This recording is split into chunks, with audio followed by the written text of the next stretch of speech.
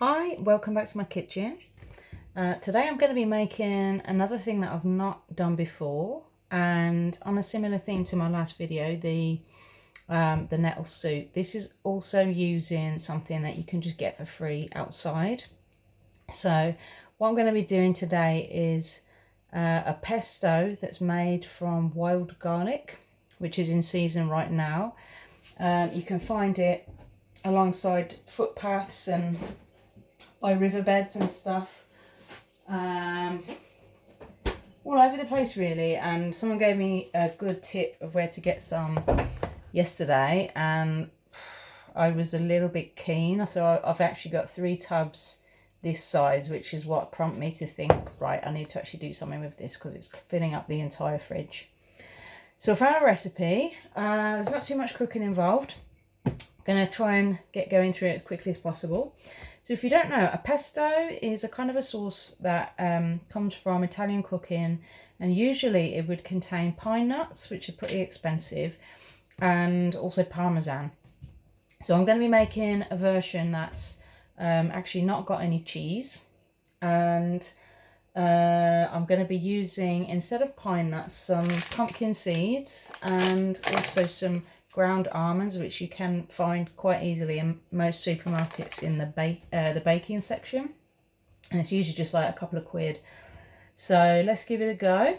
First thing to do is, according to the recipe that I found, you're actually gonna toast the seeds a little bit in a pan over a low heat. So I'm going to put it on about 2 because it's a really hot ring, heats up really fast.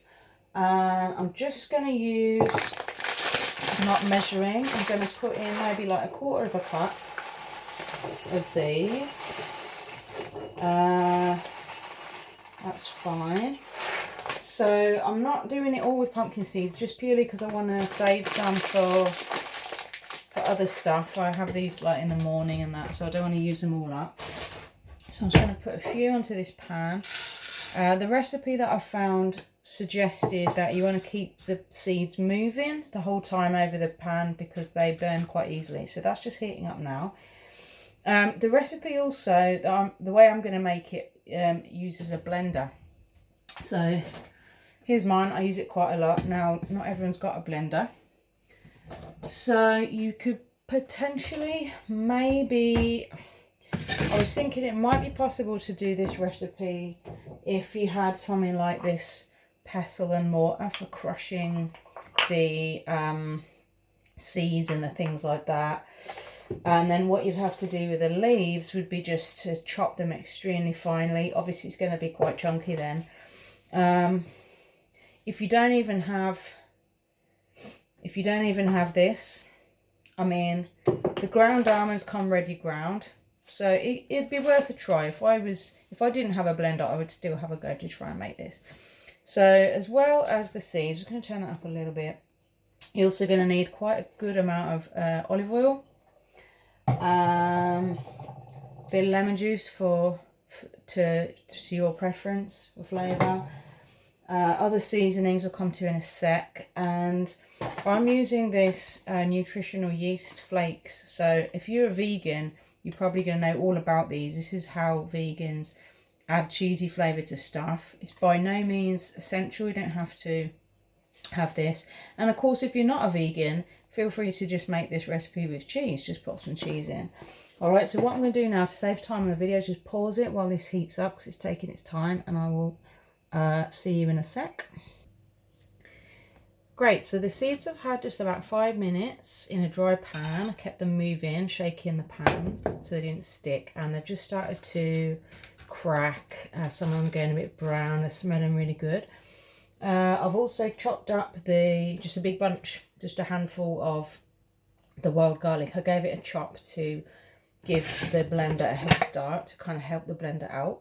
So the next thing to do is to put most of the dry ingredients into the blender, which I'll do quickly, and then I'll pause it because you don't need to watch me blending stuff. So I'm gonna pop the seeds in.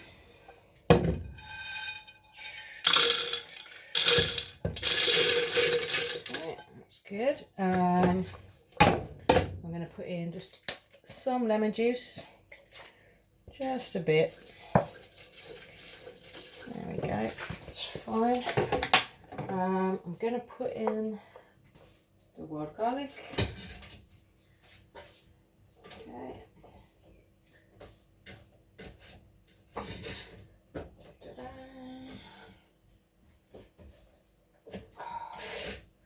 I really like this stuff in my sandwiches. It gives a great strong flavour. Just stirring it into anything that I make at the end. Doesn't really need cooking. Okay. What else are we going to put in? I'm going to put in, so also I've got some ground almonds. I'm doing half and half pumpkin seeds and ground almonds. So I'm going to just, this is a 100-gram bag. I'm going to put in maybe a third of that. Sorry, you can't see me. Let me just kind of shake some of that in. It's going to partly replace both the pine nuts and the kind of consistency of the parmesan, if I was using parmesan. Alright, I'm also then going to put some of this in, Nutritional yeast flakes for cheesy flavour. I'm going to put 4 really generous spoons in. 1, 2, I might actually go with 5 because it's a small spoon. 3, 4. If you've never seen this, you can find this in kind of health food shops as well. A little bit of salt.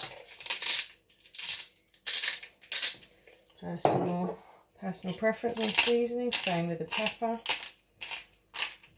Okay, and the recipe I found actually has also some little chili flakes, and I'm a big fan of that, so I will stick that in too. So next thing I'm going to do, you want about half a cup of oil, it says. So I'm going to start putting a little bit in, blend it, and then add the rest. So I'll pause while I blend because you need to see that, but I'll just get some of that oil in there.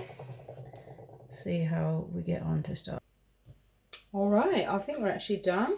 So I've blended everything together, put all of the oil in gradually, give it a stir, blend, add some more oil, give it a stir. It wants to be really fine and smooth. So on reflection, I think it would be quite difficult to do without a blender. But do let me know if you try it.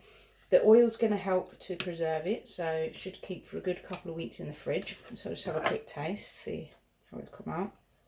And this would be great with things like pasta dishes or sort of crusty bread. Let's have a try. Okay, alright, it's good.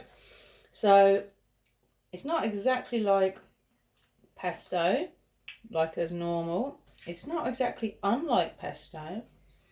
It's got a sort of unique denseness, all of its own. I really like that.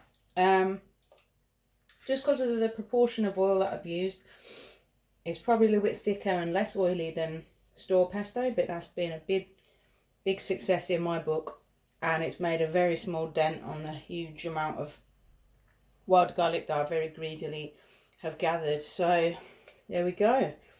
Half a tub down, 2.5 more tubs to go. Let me know if you give it a try, or if you like wild garlic with anything else. Always love to hear about that, and I'll see you next time. Thanks.